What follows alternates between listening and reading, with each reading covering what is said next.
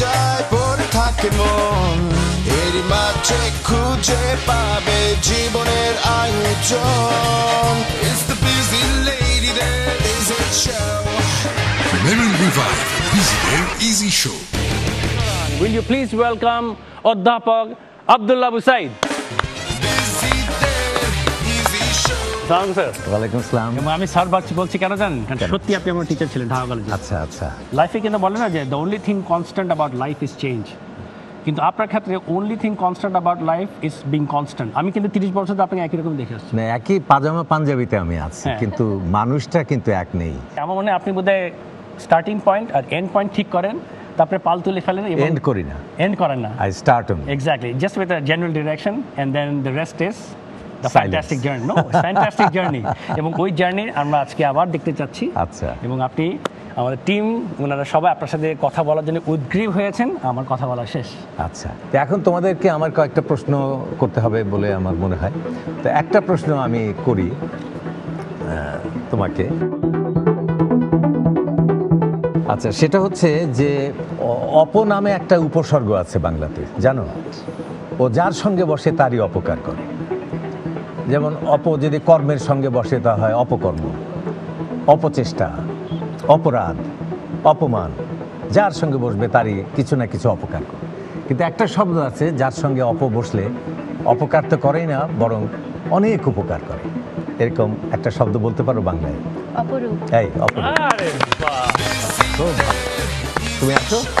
এরপরে এই পক্ষ থেকে একজনকে জিজ্ঞেস করি।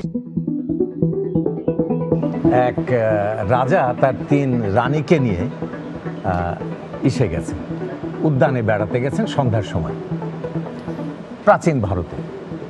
তো রানী 3 জন হচ্ছে খুব সুকুমারী। সুকুমারী হচ্ছে তাদের শরীর অসম্ভব কোমল। তো কীরকম কোমল সেটা একটু বলি।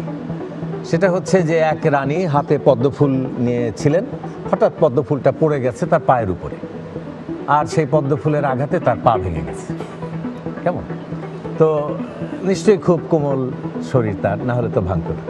আরেক রানী, উনি যখন ওখানে তারা দাঁড়িয়েছিলেন তখন সরোবরের অন্য পাড় থেকে একটা খুব মিষ্টি বাদ্যযন্ত্রের ধ্বনি এসে তার কানে লাগলো, তাতে তিনি মূর্ছিত হয়ে পড়ে গেলেন।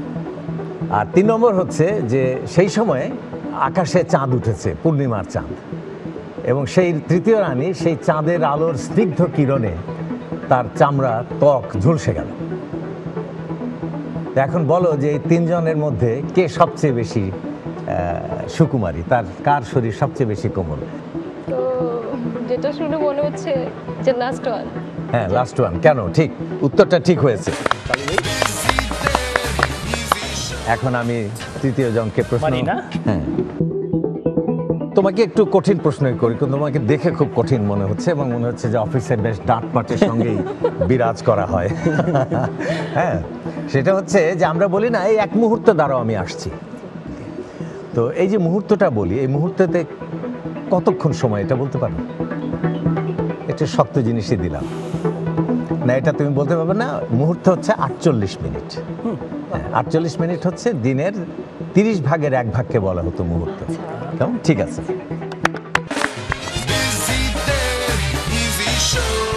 আচ্ছা, এরপরে তুমি এসো।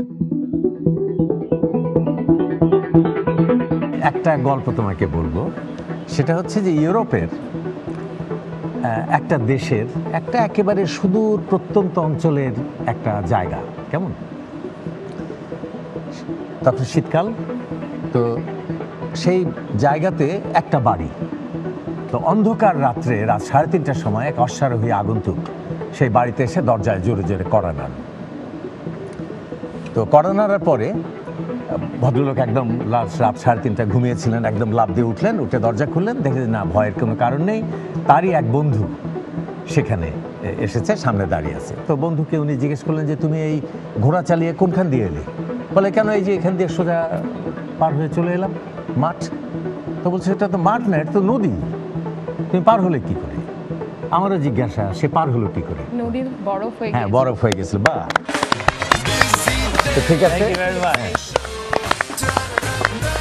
এবারে ওনাদেরকে একটু বিচার করতে হবে, বিচার নাকি নম্বর দিয়ে? না, এটা আমি আমাকে বিচারক হিসেবে ঠিক মানায় না। আমি জানি। আমার চেহারাটা কি বিচারক মনে হয়? আর কাউকে নম্বর বেশি দেব, কাউকে কম দেব, কেউ উৎফুল্ল হবে, কেউ বিমর্ষ হবে, এই রকম একটা অশান্তিপূর্ণ পরিস্থিতি সৃষ্টি করে এখান থেকে বিদায় নেওয়া ঠিক না, কি বলো? সবাইকে সমান পয়েন্ট দিতে পারবেন? হ্যাঁ, তাহলে সবাইকে সমান পয়েন্ট দিলাম, সবাই 10। Alright sir, thank you very much. আচ্ছা, অনেক আপনি যেখানে ধন্যবাদ। আসলেন, ইট ওয়াজ এ গ্রেট প্লেজার। তো দোয়া রাখবেন, আশা করি আবার ইনশাআল্লাহ দেখা হবে। Thank you so much. যে যেখানেই বসে আছেন, আপনারা এই শোটা প্রচন্ড রকম এনজয় করেছেন, কেননা এনারা বিজি মহিলা and they know how to take it easy no matter what the emotions are, no matter what, they know how to handle situations and they take it easy because what, আপনারা কিন্তু মেরিল revive ব্যবহার করেন, right? এটা আমি বলে দিলাম, but more than that, this is merrill revive busy there easy show. If you enjoyed it, tune in next week same time on NTV. Till then, this is Naveed Mahbub signing off. Busy Day Easy Show.